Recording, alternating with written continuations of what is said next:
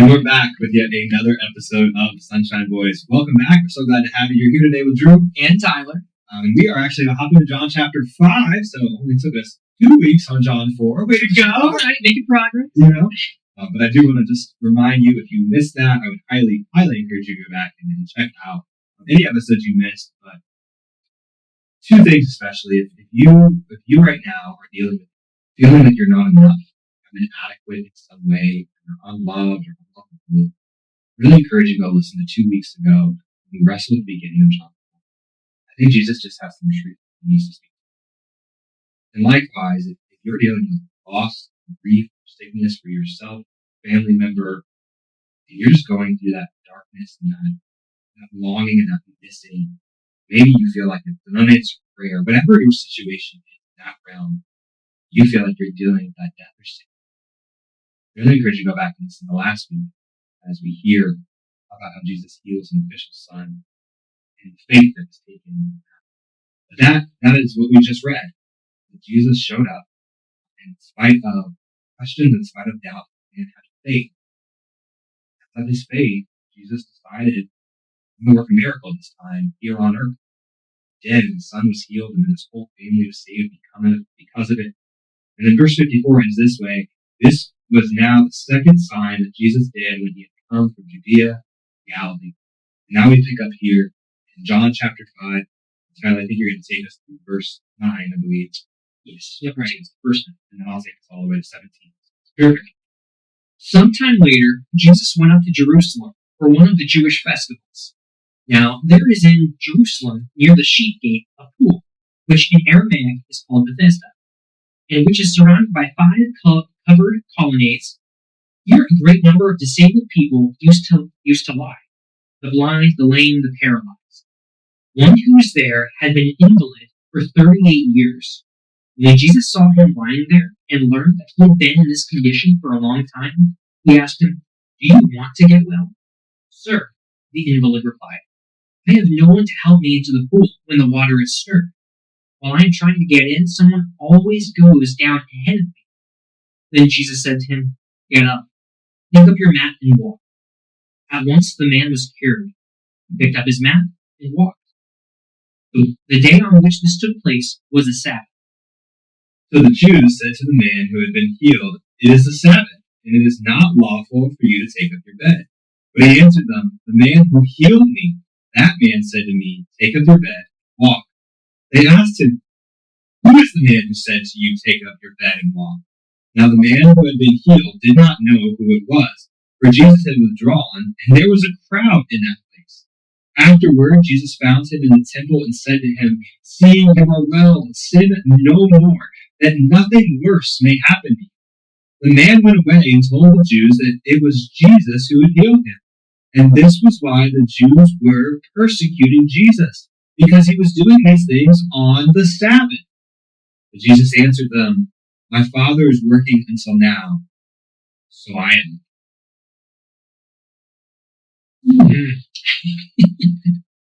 Yeah, there's a lot in there I've missed on reads through this. Is there anything that stuck out to you before I start rambling? We'll go even just from the beginning here. I mean, you hear of this pool, right? And this pool supposedly has healing powers. And so where it says here, the blind, the lame, the paralyzed, people that have all these ailments or these deformities, as some might call them, they go to this place because they likely feel like they have nowhere else to go. And so they heard that this place can heal, so I'm going to go here. I'm going to see if I can be one of those people that are healed. Now, with that, one thing I find very interesting is this individual, this person that's labeled as an invalid. 38 years. For 38 years, he has had this condition. And for the 38-year time frame, not for the full 38-year time frame, but for a set period of time, he has been trying to get into this pool. He in his mind, this is it. If I don't get into this pool, I will never have a fully fleshed out. I will always be where I am now, in this position. And I'm sure we're going to get into it. See when Jesus enters. He doesn't even ask Jesus to heal him. Right? So many times before we see, Jesus, can you please do this for me? Jesus, can you please save my son? Not necessarily bad things to ask. I mean, I don't want to come off like it is, because it's not. But here, Jesus sees somebody that's been cast out from society. And with it, he asks the question in verse 6, do you want to get well? And then it replies, sir, the invalid replied, I have no one to help me into the pool when the water is stirred. Shows right there the only way he thinks he's getting well is Yeah, it's almost like John is painting a theme repetitively. Wait, John 1, it's not about John, it's about Jesus. And John 2, it's not about the miracle, it's about Jesus. It's not about the offering in the temple, it's about an obedient heart. And then in John chapter 3, it's not about your role, it's about your acceptance of, Jesus. And then John chapter 4, it wasn't about the water, it was about Jesus. It wasn't about the sick son, it was about, Jesus. What if it's not about the pool? yes, yeah. Do you want to be healed? And he heard, how can I get in the pool? That's the question I asked. And that's the pool. Do you want to be wet? Yeah, I find that so interesting, because what stuck out to me was verse 14. So he goes, he walks away, he heals, he doesn't recognize who Jesus is. Verse 14, we'll talk about the Pharisees and their whole Sabbath issue and all that. We'll get there, but I don't want to be a Pharisee. This is me because of the Sabbath. So afterward, Jesus found him in the temple and said to him, see, you are well. Sin no more. Nothing worse, man.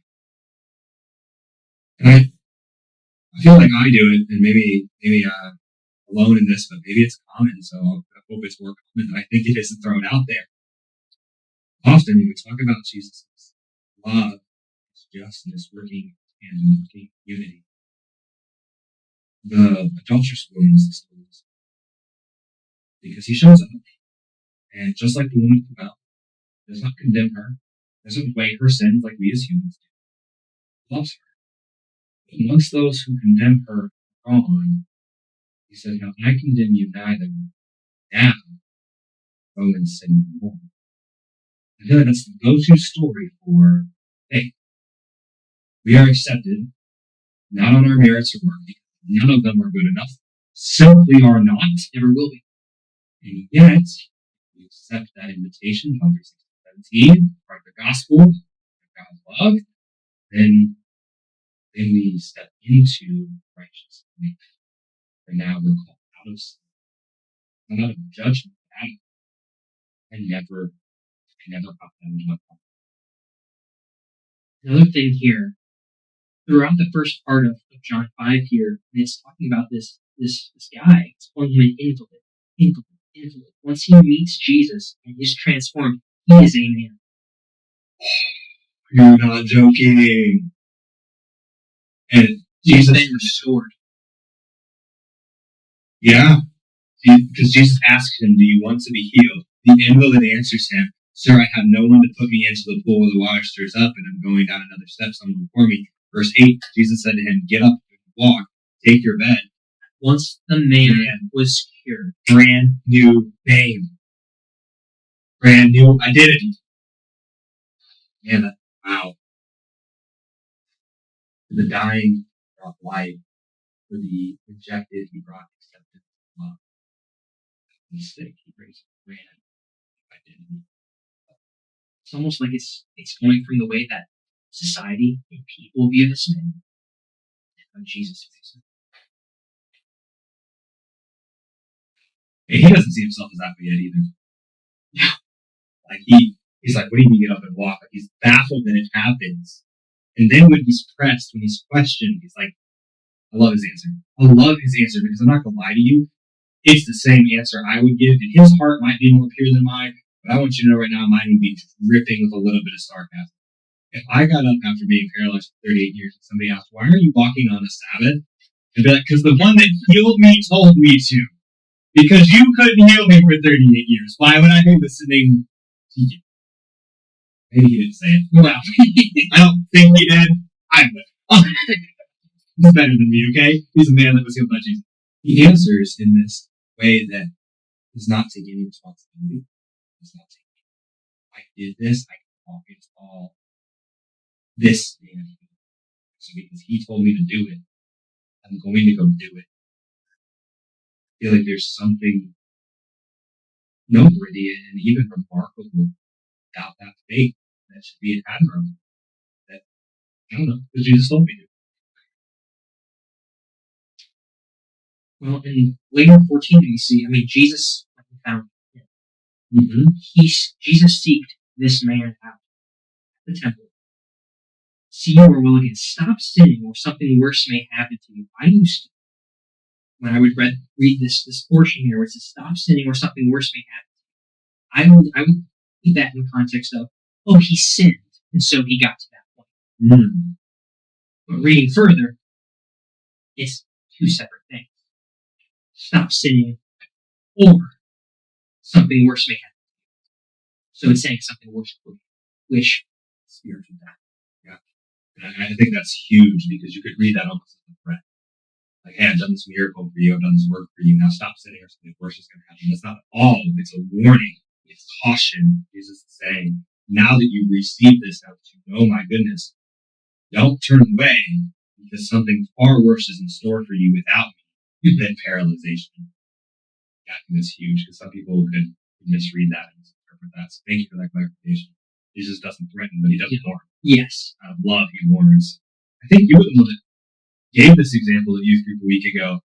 So correct me if I do it incorrectly. If you're driving down the road and there's this road close sign and somebody doesn't see it, and they go to drive off and somebody like miraculously jumps in front of them and stops their car, you're the person in that car. You're not going to just walk away. You're going to try to help everybody else stop their car too.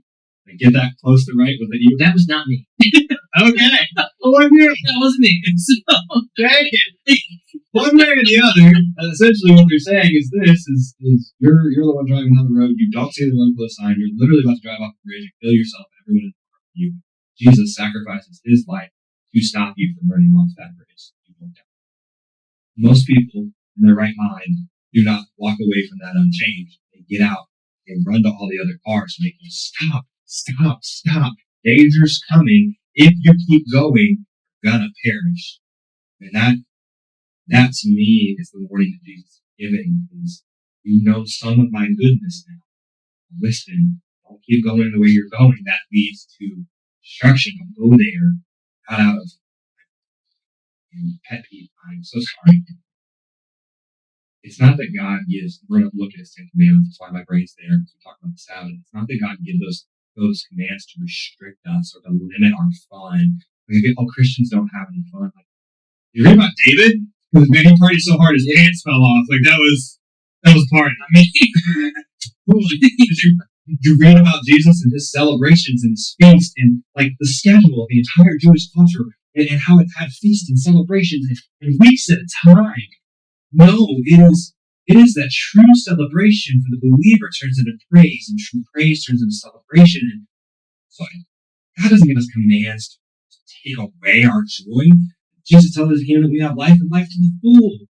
He gives us commands because he's warning us, if you do this way, you think you've been lied to, you've been manipulated, that this thing will bring you happiness or joy outside of my will. And even the good things that I give you are only good and only blessings inside of my subscription. Operate outside of that, and what was once a blessing now becomes a curse. Read that with the very first command, have no idols before me. God has established a family unit, and if my family takes precedence over God, they're idol, no longer a blessing, but a burden, because they're never going to be God. How could they bring the joy? They can't. And so Jesus is warning us. It's a warning motivated purely out of love so that we may live in our life. Not a temptation at all. He's not Satan's lying in the garden. It's God holding back. No, clearly not. And yet we still believe that. And I can speak from personal experience when I say this. When you change your whole life, right? When you stop living for yourself, living for other people, living for God, you realize it changes all of your relationships as well, right? It's you start seeing that kinder as you go through. You have more gentleness. You start. You're never going to be Jesus. Nobody ever will be. Striving to live like Jesus is something that we should all have. By doing that and being in right relationships, a right relationship with God, it will flow into every relationship. Yeah, it's an overflow, and that's some of the things that we talked about. Where like my job is to be divided in things. It's the overflow of His love, His mercy, His healing. It's the only good I mean, good else. We read it as though Sabbath is clearly a key setting. Verse 9 introduces that. Verse 10 reiterates. And then verse 16 and 17, 15, 16, and 17 make it very clear this is why Sanhedrin, Pharisees, and Sadducees are after Jesus. So the Sabbath is a big deal. I want to look at what God actually says about the Sabbath and where we've underplayed Sabbath. I think that's our go-to in America. Underplayed role of the Sabbath, that we don't actually need to rest. I know we talked about that a little personally in my life 3 episodes ago. I don't know. It was in John 4. One of those 2 episodes. Go check it out. Talk about like almost had a fear to be alone. I didn't like my inner self so much that I was afraid to sit with God and rest. But here blatantly, Exodus 20, God makes it very, very clear. And He says this, verse 8, remember the Sabbath day and keep it holy. 6 days you shall labor and do all of your work. The 7th day is a Sabbath to the Lord your God. On it you shall not do any work. You or your son or your daughter, your male servant, your female servant, your livestock, your sojourner within your gates. For in 6 days the Lord made the heaven and the earth, the sea, and all that is in them, and rested on the 7th day. Therefore the Lord blessed the Sabbath day and made it holy.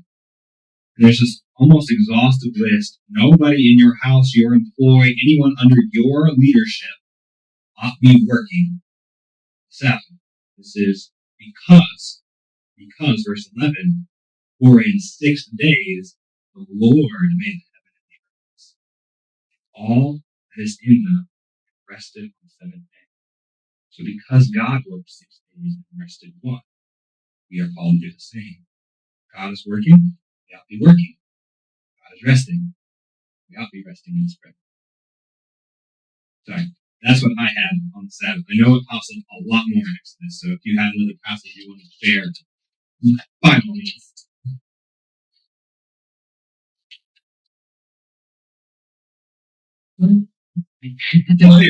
Well, we can. Sorry, go ahead. So I'm looking for it. I found another one. Exodus 23:10. For 6 years you shall sow your land and gather its yield, but the 7th year you shall let it rest and lie fallow, that the poor of your people may eat, and what they leave the beast in the field may eat. You shall do likewise with your vineyard and with your olive orchard. 6 days shall you do your work, but the 7th day you shall rest, that your ox and your donkey may have rest, and the son of your servant woman and the alien may be refreshed. And so now it comes back to the Sabbath, but it talks about the social justice reasons, those who the Sabbath benefits, those who are not working regularly or have less opportunity that don't own a field. How are we taking care of them? How are we providing for them? God has always had a plan for social and outcast. So we jump forward a little bit to Exodus 35. Yeah. Verse 2. And this is particularly where the Pharisees are getting their disdain for what Jesus is doing on the Sabbath. For 6 days work is to be done, but the 7th day shall be your holy day, the day of Sabbath rest to the Lord. Whoever does any work on it is to be put to death. That's harsh and direct. What was that, Exodus 35? 35:2. Actually, let me go to 35:1. Moses assembled the whole Israelite community and said to them, "These are the things the Lord has commanded you to do." Hold on. I'm in Exodus 31 and I'm reading almost the same verses. Oh, really? Exodus 31:12. And the Lord said to Moses, "You are to speak to the people of Israel and say, above all, you shall keep my Sabbath. For this is a sign between me and you throughout your generation, that you may know that I, the Lord, have sanctified you. You shall keep my Sabbath because it is holy for you. Everyone who profanes it shall be put to death. Whoever does any work on it, that soul shall be cut off from among his people. 6 days shall your work be done, but the seventh is a Sabbath of a solemn rest, holy to the Lord. Whoever does any work on the Sabbath day shall be put to death. Therefore the people of Israel shall keep the Sabbath, observing the Sabbath throughout their generation as a covenant forever. It is a sign forever between me and the people of Israel, that in 6 days the Lord made heaven and earth, and on the seventh day he rested and was refreshed. And he gave to Moses, when he had finished speaking with him on Mount Sinai, the 2 tablets of the testimony, tablets of stone, written finger. The Sabbath seems to be important. It's, yeah, I'd say so. See, this is one of those things where, like, I wish we would have started recording 5 minutes before we did, because no one's really going to believe what I'm going to say. But we were sitting here talking about this going, I have no clue how we're going to wrestle with the Sabbath. Yep. Let's just get into it. See where the Lord takes us. And not that I'm saying I have the perfect answer, but what I think I hear the Spirit prompting in this moment is this. The Sabbath is critically important. And the point of this is not to make light of the Sabbath. The Sabbath is clearly a command of God. By the way, we need to talk about that. Don't let me derail and forget this. When we skip the Sabbath, what we're doing is we're telling God, I don't need you to do this on my own. We need to come back to that. This is why the Sabbath is so critically important. But the only reason, let's just read verse 18, sorry. The only reason that this is okay, the only reason that Jesus is not sinning is because he's not just a man. Verse 18, this was why the Jews were seeking all the more to kill him, because not only was he breaking the Sabbath, but he was even calling God his own Father, making himself equal to God. It's not that healing was okay. It's not that, getting up and walking was okay on the Sabbath. That's what it's not healing. Getting up and walking was okay. That was against the Sabbath. But it's that he was God. The Sabbath was only instituted because God was working, so we should be working. And that's what Jesus says in verse 17, but he answered them, my Father is working until now. I am working. So the best conclusion I can rationalize is, oh my goodness, do not take this as gospel, anyone. And look this up, ask somebody smarter than me. The conclusion I'm getting as we're reading this, Sabbath is critically important, and not diminishing that in the slightest. But Jesus is so much greater than even the all-powerful Sabbath. I don't know. That makes sense? Am I crazy? No, yes, but I mean, let's go back here a little bit, right? I mean, when it comes to the Sabbath in and of itself, I was the only one that was able to work on the Sabbath, right? And so the exceptions here, there was a handful of exceptions when it came to the Sabbath. Like I don't know the proper term, but essentially the women that helped birth children. Oh yeah, what's their name? It's gonna bother me so much. Witners? No, not witners. They're the ones that saved Moses, like, because they knew. It's gonna bother me a lot. Yeah, it's gonna be super awkward. Carly, do you know? Okay, we can go on. Right. But so they were able to technically work on the Sabbath because when baby was born, like, right, you can't stop. you can't stop that. Have you ever tried? Well, but it was life, and so if somebody was to die on the Sabbath, they were able to take care of it. But even that, they tried to avoid. Oh, they tried to avoid. If they could avoid it, they would have. That's the cross. The prophecy was fulfilled that no bones should be broken, because they had to take them off the cross for the Sabbath. They would have broken their legs, but Jesus was already dead. So just stab him in the side. Yeah, but the things that don't end, that life in death. Could that be so? Oh man, I wish I remembered what passage this was. I'm gonna have to cut this out. So I'm sorry, but Jesus says, "What's greater to do on the Sabbath that are healing?" Or I think you're right. I think there are exceptions to the strict rule that the religious leaders made of the Sabbath. I don't want to promote that Sabbath. Right. Well, I mean, there's a difference between a quote unquote man-made Sabbath and the way that it should actually be. the God-made Sabbath. And so I don't want to get into any of the legalism that the religious leaders got themselves in trouble with Jesus. But there is something critical here. The Sabbath is this covenant between us. This reminder, this weekly rhythm of reminding us, I'm actually not in control.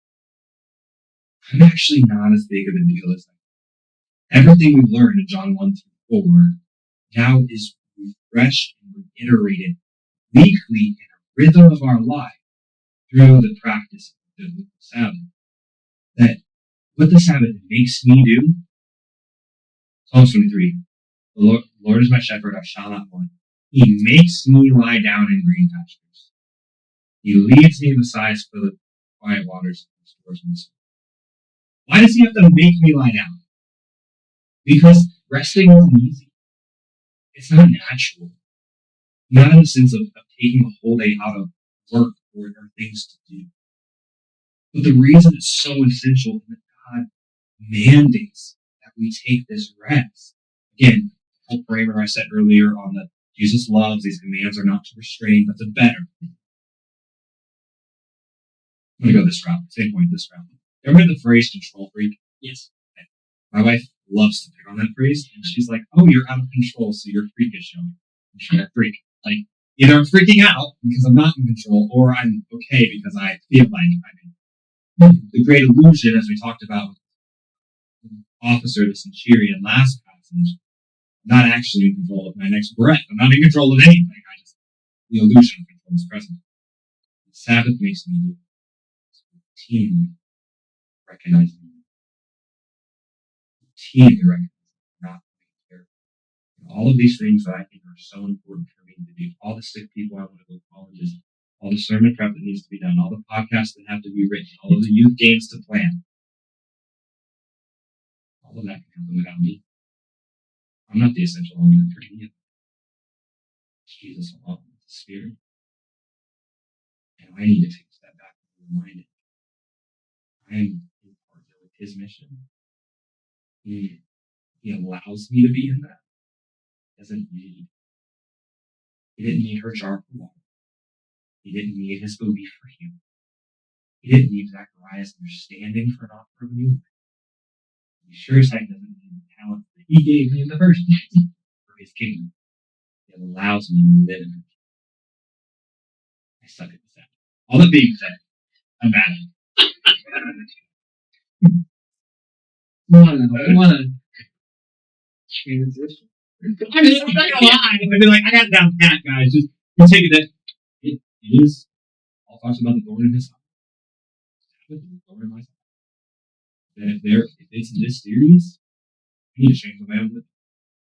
I don't take it seriously. I justify it. I tell myself I'm so important. It's dumb. But I'll just be honest with you. This is a place where I'm not forgetting how God has called me to live. So there's part of His goodness, joy, and even a better ministry for everyone else. They're missing out, and I'm missing out. We'll sit down and talk about it. What does that change? What would that change look like in your life? It used to be a day. Thank you for my wife. If you want to get better in the Sabbath, get married. My wife was like, Fridays are no. Working on Fridays, those are mine. Those are mine and your days. We need to spend with God. We're going to get up and read. We're going to go on a walk. We're going to listen to worship music. They were spirit-filled. They were amazing. And of course, make one exception here. Make one exception there. And now, Friday has turned into, we've got a meeting in the morning. We're probably taking kids out to a week of camp. If a funeral doesn't happen to pop up on top of that, which there's rumor of that. And what it used to be, we were really good at. Okay. Jesus stopped sometimes. Jesus feelings for the crowd and went back. So if Friday is not going to happen this weekend, let's do something else. There's a baptism. There's something amazing or tragic, something great. Sure. Then that's fine.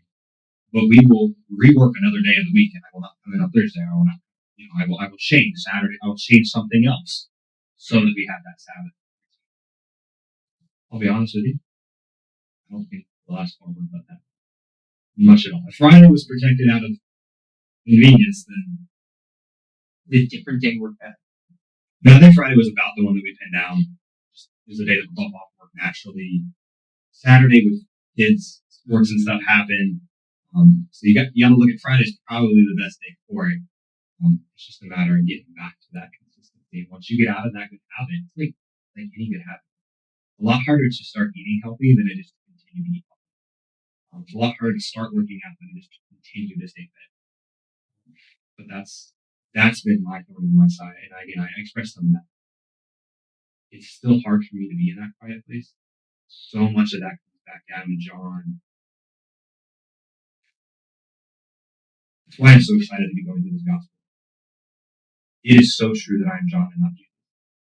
And yet so often I feel like the Samaritan woman, but if I'm not being like I'm not doing anybody that's not actually me. And that comes from a very real place. I appreciate you sharing. Brother, it sounds like for this instance you've got head knowledge, which needs to go to heart knowledge. Dear Heavenly Father, thank you for allowing us to have this time set aside to be able to go through your word together. To be able to sit here, be able to have the time to record a podcast. And I pray that whether it's going through the word or sharing personal experiences that happen in our lives, Lord, that we're able to essentially be used by you. Through us, nothing is possible. Through you, everything is possible. And I pray that for Drew, self-included, or most likely a vast majority, are able to keep the Sabbath, to get to a point to where taking a day off does not mean being inadequate. Taking a day off does not mean the world is crashing down around us. I pray that we're able to have that time set aside, to be able to look around, whether it's on a walk, whether it's reading your word, just to realize you have gifted us so much. We're able to look at sunset and realize the end of the day is just the day in itself. The next day that comes to be just as full of joy as that past. I pray that we're able to take this time. We're able to just breathe in, breathe out, and know that you are with us every breath.